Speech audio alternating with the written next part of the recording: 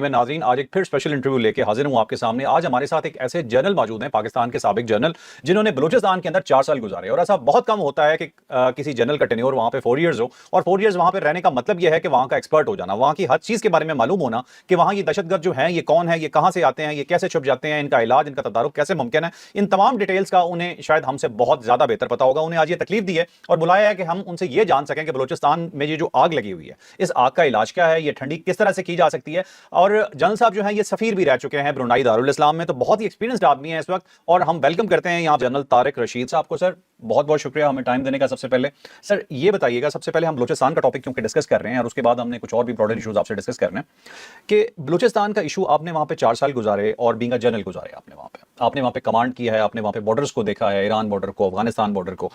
ये Balochistan issue basically है क्या? देखिए बेसिकली जो इशू है ये वहाँ के रिसोर्सेज का है।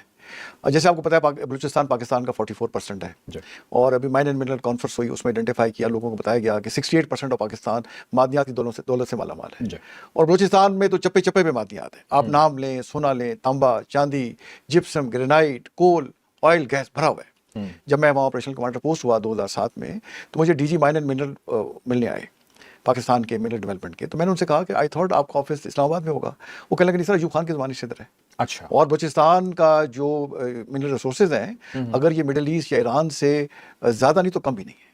जो ऑयल एंड गैस में इतना रिच है ये, अच्छा, इतना ज़्यादा। और ये फिर वहाँ जैसे आपको पता है ट्राइबल सिस्टम है। जब हम पाकिस्तान आज़ाद हुआ 1947 में, तो एक ब्रिटिश बलूचिस्तान था, और उसके अलावा 4 उसमें प्रिंसली स्टेट थी। कलात की थी, उसके बाद लसबेला की थी, मकरान और खरान। तो ये फिर इनके पास कोई चॉइस नहीं था। जैसे उस पर पार्टीशन का प्लान था कि या तो इंडिया से ज्वाइन करें या पाकिस्तान से। तो ये मुस्लिम प्रिंसली स्टेट थी, पाकिस्तान से इनकी जोग्राफिक सरहदें मिलती थी। तो फिर ये मार्च, जैसे आपको पता है, मार्च 1948 में प्रिंस ऑफ जो कलात थे वो उनके साथ बाकी स्टेट ने मिलकर पाकिस्तान के साथ इलाक कर लिया। ठीक है। लेकिन दुनिया को पता था ये कि ये मादनिया दौलत से मालामाल है, और ये पाकिस्तान का वाहिद सूबा है फर्क साहब की जिसकी सरहदें अफगानिस्तान से भी मिलती हैं, ईरान से भी मिलती हैं, और पाकिस्तान के तीनों सूबों से मिलती हैं। अच्छा। किसी सूबे की सरहदें 2 मुल्कों से नहीं मिलती, और ना 3 सूबों से मिलती है। स्ट्रेटेजिक लोकेशन बहुत अच्छी, बड़ी इंपॉर्टेंट। और ग्वादर उसमें कुदरती जो है one of the deepest sea port, nature made है पड़ी हुई। उसको अगर आप डेवलप कर लें तो सी पैक आपका थ्रू हो जाता है। बिल्कुल, आप सेंट्रल एशियन स्टेट से कनेक्ट हो जाते हैं। अब तो रशिया भी इसका, ये अफगानिस्तान भी इसका ऐसा बनने वाला है। तो सारी जो अंदर पोर्ट्स हैं पर्शियन गल्फ में, सारी अंडरमाइन हो जाती है। ठीक है, ठीक है। और तो स्ट्रेटेजिक इसकी लोकेशन की वजह से यहाँ पे बैरूनी ताकतों ने नवाबों को एक्सप्लॉइट किया, और उन्हें कहा कि इसमें तो बड़ा, इसमें मादनिया से मालामाल है, और आपको उस तरह से हुकूमत पाकिस्तान नहीं दे रही। हुकूमत पाकिस्तान ने ये किया कि सरदारों के थ्रू लोगों तक पहुंचने की कोशिश की, डायरेक्ट लोगों को एंगेज नहीं किया। अब देखिए आज भी वहाँ बी एरियाज हैं।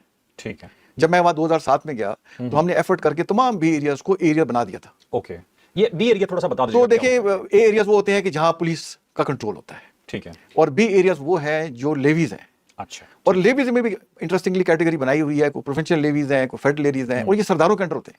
ये लेवीज जो हैं ये सरदारों के, सरदार उनको भर्ती करते हैं। ठीक है। कोई इनकी एजुकेशन नहीं है, कुछ ट्रेनिंग नहीं है, जिसको मर्जी वो भर्ती कर ले। ओके। और फिर वो खुद ही उनको लगाता है, इस्तेमाल करता है। तो कोई ट्रेनिंग नहीं है, कोई इनका रूल रेगुलेशन नहीं है, सरदारों की मर्जी से वो भर्ती हो जाते हैं। वही जिम्मेदार है इनको लगाने का। और लगाता कौन है? डिप्टी कमिश्नर लगाता है। ओके। अब डिप्टी कमिश्नर का क्या तजर्बा है इंटरनल सिक्योरिटी के बारे में या कुछ तो मतलब ये खिचड़ी मची हुई है। और अभी देखें मतलब कितने अफसोस की बात है कि बलूचिस्तान की हुकूमत भी एरियाज को एरिया बनाना चाह रही है, और उनकी कोर्ट्स ने उस पर स्टे दे दिया। ओके। 2 जजेस जो हैं बलूचिस्तान को स्टे दे के बैठ गए कि मत बनाए।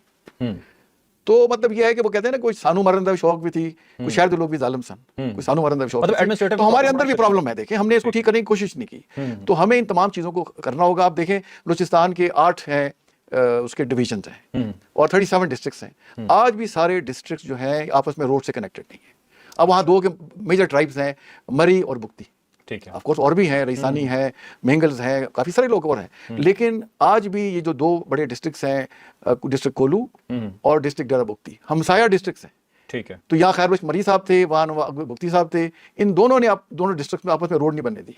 तो मैं 2007 में था, उस वक्त भी नहीं बनी हुई थी, आज भी नहीं बनी हुई। और ये ट्राइब्स नहीं बनने देती, ट्राइबल लीडर नहीं बनने देते। ट्राइब्स तो बनने देते हैं, लेकिन ये ट्राइबल लीडर्स जो हैं ये चाहते हैं कि दूसरों के इलाके में डेवलपमेंट हो, वहाँ स्कूल बन जाएं, वहाँ लोगों पे जो ह्यूमन इंडेक्स बेहतर हो, मेरे इलाके में ना हो, ताकि मेरा कंट्रोल रहे। अच्छा, अपना कंट्रोल कायम करने के लिए ये डेवलपमेंट को रोका जाता है वहाँ, इसलिए वहाँ पे डेवलपमेंट नहीं हुई। देखें अभी हुकूमत को चाहिए कि वहाँ इंफ्रास्ट्रक्चर को डेवलप करे, वहाँ इंडस्ट्री लगाए, वहाँ लॉ एंड ऑर्डर सिचुएशन बेहतर हो, वहाँ पब्लिक सर्विस लेके जाएं। وہاں لوگ نظر آئے ہاسپٹل بن گئے ہیں, اسکول بن گئے ہیں, وہاں تحصیلدار بیٹھا ہوا ہے, وہاں ایس ایچ او ہے, وہاں پبلک کی سروس فیسلٹیز ہیں, کورٹ کچہری ہے جہاں مسئلے حل ہوں. وہ تو دیکھتے ہیں سردار کو, کبھی سردار ہی ہمیں نوکری دیتا ہے, سردار کے کہنے پہ ہر چیز ہوتی ہے, گورنمنٹ کی ریٹ نظر نہیں آتی. تو یہ گورنمنٹ نے یہ کام کرنے ہوں گے, اور فوج نے تو بہت دفعہ دیکھے بلوچستان کے علاقے کو کلیئر کر کے, جیسے کہتے ہیں کلیئر کیا, اس کو ہولڈ کیا, لیکن بلڈ تو پھر یہ باقی اداروں نے کرنا ہے. جیسے ان کے حوالے ہوتا ہے تو پھر وہ دوبارہ بیک ٹو اسکوائر ون آ جاتے ہیں. ٹھیک ہے, اوکے. اچھا جان صاحب, مجھے یہ بتائیے گا, یہ جو B L F, B R A, B L A, یہ لوگ ہیں, آپ یہ جب وہاں پہ کمانڈ کر رہے تھے, یہ لوگ تب بھی موجود تھے وہاں پہ, یہ لوگ کون ہیں, انہیں کون فنڈ کر رہا ہے, مقصد کیا ہے؟ دیکھیں بی ایل اے میں تو پرائمریلی مری ٹرائبس کے لوگ ہیں. ٹھیک ہے. جیسے آپ کو پتا ہے خیر بخش مری صاحب جو ان کے مری قبیلے ایک سردار تھے, وہ ایچ ایس این کے پڑھے ہوئے تھے, پھر وہاں وہ ممبر بھی رہے صوبائی اسمبلی کے, اور ان کے میرے خیال 7 بچے تھے.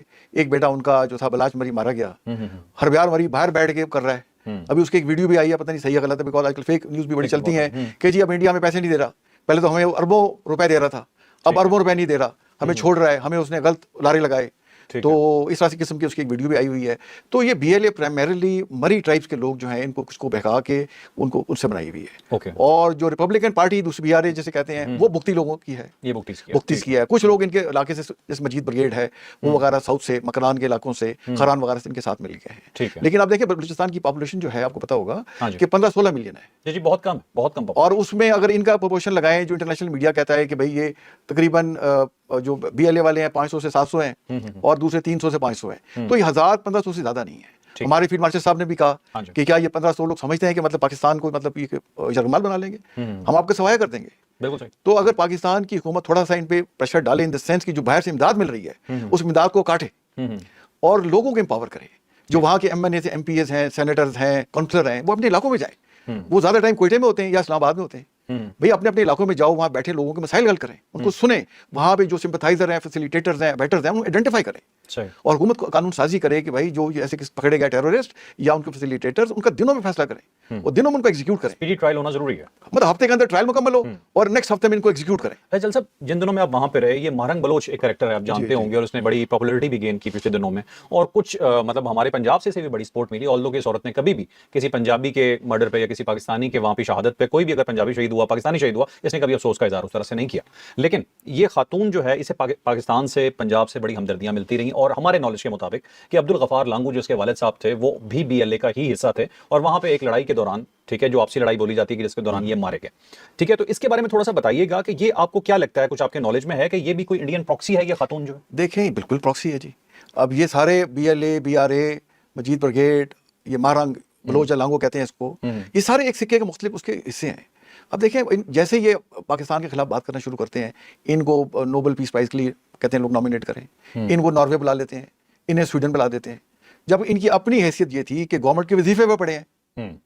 مطلب مالی حیثیت دیکھیں کہ گورنمنٹ نے ان کو اسٹائپنڈ دے کے وظیفے دے کے ڈاکٹری کرائی, اور جیسے آپ پاکستان کے خلاف باتیں کرتے ہیں, بیرونی طاقتیں آپ کو انگیج کر لیتی ہیں, اور پھر آپ کو باہر منگاتی ہیں, آپ کو وزٹ کراتی ہیں, آپ کا لائف اسٹائل چینج ہو جاتا ہے. اسی طریقے پشتون جو ہے یہ تحریک بنائی ہوئی, پشتون تحفظ موومنٹ جو ہے, پی ٹی ایم کو دیکھ لیں, پہلے مسعود تحفظ موومنٹ سے سٹارٹ کر کے جب بزنس چمک گیا تو اس کو پشتون پہ لے گئے. بھائی کیا وہاں جو گورنمنٹ ہے, کیا وہ کسی مطلب سندھیوں کی ہے؟ کے پی کے ایم میں حکومت کس کی ہے بھائی؟ وہ پشتونوں کی ہے. بلوچستان میں حکومت کس کی ہے؟ وہ بگٹی صاحب اس کے ہیں, وہ چیف منسٹر ہیں, وہ بگٹی ٹرائب کو ریپرزینٹ کرتے ہیں. بالکل صحیح. تو یہ کون لوگ ہیں؟ یہ وہی جو ہے, میں نے آپ کو مثال دی, جیسے کہ 15-16 ملینس کو آپ اگر کریں نا, یہ جو لوگ ہیں 1500, تو 0.001% بنتا ہے 100 کا, 0.001%. صرف پرسیپشن ڈیولپ ہے, پھر وہ کوئی ٹیررسٹ ایکٹیویٹی ہوتی ہے, اس کو فارن میڈیا پک کرتا ہے اور چلا دیتا ہے. ٹھیک ہے. اچھا, اس میں ایک چیز بڑی امپورٹنٹ بنتی ہے جنرل صاحب, جو میں پوچھنا چاہ رہا ہوں آپ سے, کہ یہ اتنے کم ٹیررسٹ ہیں, 1500 ٹیررسٹ ہیں, اور یہ ان کا گوریلا وارفیئر ہے, ان کا آتے ہیں, حملہ کرتے ہیں, پہاڑوں میں بھاگ جاتے ہیں, ان کا علاج کیسے ممکن ہے اور اب تک ہو کیوں نہیں پایا؟ یہ دیکھیں, اس کو فوج نے پہلے آپ دیکھیں 2018-19 میں بالکل بلوچستان میں امن آ گیا تھا, اور کئی دفعہ وہاں پہ امن آیا یہ, تو ہم ایک تو ان کی فائنینشیل سپورٹ نہیں کاٹ سکے. ٹھیک ہے. اب دیکھیں کون لوگ ان کے اعلیٰ کار ہیں, وہی لوگ ہیں نا جنہیں جاب نہیں ملی ہوئی, یا جو غریب ہیں, ان کو پاس بیسک امینٹیز نہیں ہے, ہیو ناٹس ہیں. تو اگر گورنمنٹ ان کو انگیج کر لے, ٹھیک ہے, جیسے گورنمنٹ نے باقی یوتھ کو انگیج کیا ہے, ان کے لیے ایک عام معافی کا اعلان کر دے, اور اس کو قومی اور جو علاقے کی جو ریپرزینٹیٹیو ہیں, دیکھیں جو کسی M N A M P سے بات کریں, اس کو ایک اپنے حلقے کا بندے کا